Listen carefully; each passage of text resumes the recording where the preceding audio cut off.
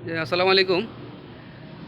এ, প্রতিটা পরিবারের মধ্যে অথবা সমাজের মধ্যে অথবা দেশের ভিতরে অনেকগুলো পুরুষ মানুষ আছে যাদের মেরুদণ্ড নাই। মেরুদণ্ড নাই মানে কথা বলা হচ্ছে পরিবারের যৌথ ফ্যামিলিতে অনেকে থাকে, অনেকে অনেকে আলাদা আলাদা থাকে। ভাই থাকে, বোন থাকে, আত্মীয় স্বজন থাকে।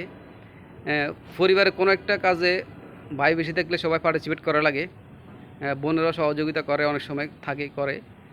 হ্যাঁ, কিন্তু কিছু কিছু আছে যারা আমাদের কাছে নাই, টাকা পয়সা নাই বলে তারা চুপচাপ বসে থাকে। এটার কারণটা হলো মানে পরিবারে কোনো কিছুতে তারা পার্টিসিপেট করবে না, টাকা পয়সা নাই বলে দূরে দূরে থাকা। এইটা হলো মূল কারণ।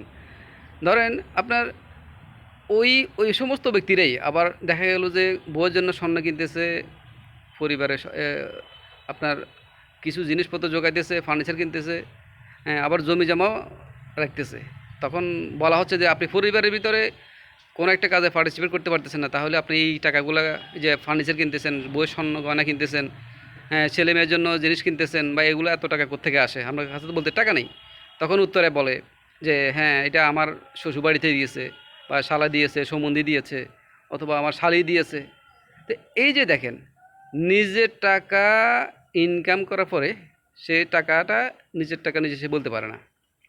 টাকা ইনকাম করে সে নিজে, নাম হয় শ্বশুরবাড়ির, শালা সম্বন্ধীর নাম হচ্ছে। এই যে এটা এক ধরনের একটা এ, সমস্যা। এটা প্রতিটা অনেক জায়গাতেই আমি দেখছি। ওটা কারো কারো ফ্যামিলিতে আছে, এটা আপনারা দেখলে বুঝতে পারবেন, কমেন্টে সেটা লিখবেন। কিন্তু প্রত্যেকটা পরিবারেই, ম্যাক্সিমাম পরিবারেই এই সমস্যাটা আছে। আপনার যৌথভাবে কাজ করতে গেলে সবাইকে সম্মিলিতভাবে কিছু কাজ পার্টিসিপেট করা লাগে। অনেকে ইচ্ছাকৃতভাবে সেটাকে একসাথে কাজ না করার জন্যই নিজেরা বলে যে হ্যাঁ, আমাদের কাছে টাকা পয়সা নাই। কিন্তু নিজেরা যখন জিনিসপত্র জোগায়, সব কিছু করে, তখন ওই জোগানোর টাকাটা নাম পড়ে, নাম তো শ্বশুরবাড়ির, আত্মীয় স্বজনের শ্বশুরবাড়ি, আত্মীয় স্বজন বলতে শ্বশুরবাড়িতেই নাম পড়ে। ভাইয়ের ভাই, বউয়ের ভাই দিয়েছে, বোনে দিয়েছে, শ্বশুর দিয়েছে, শাশুড়ি দিয়েছে। মেরুদণ্ডহীন পুরুষ নিজের টাকা ইনকাম করে, নিজের ব্যবসা বাণিজ্য করে, নিজের নিজের টাকা খরচ করতেছে সেটা বলতে পারে না। নিজের টাকা দিয়ে সে স্বর্ণ কিনতেছে, নিজের টাকা দিয়ে ফার্নিচার কিনতেছে, নিজের টাকা দিয়ে অনেক কিছু করতেছে, সেটা বলতে পারে না। সব ইনকাম করে সে নিজে, আর নাম দিয়ে শ্বশুরবাড়ির। মেরুদণ্ডহীন লোক, এই সমস্ত পুরুষ মানুষদেরকে আমি ঘৃণা করি।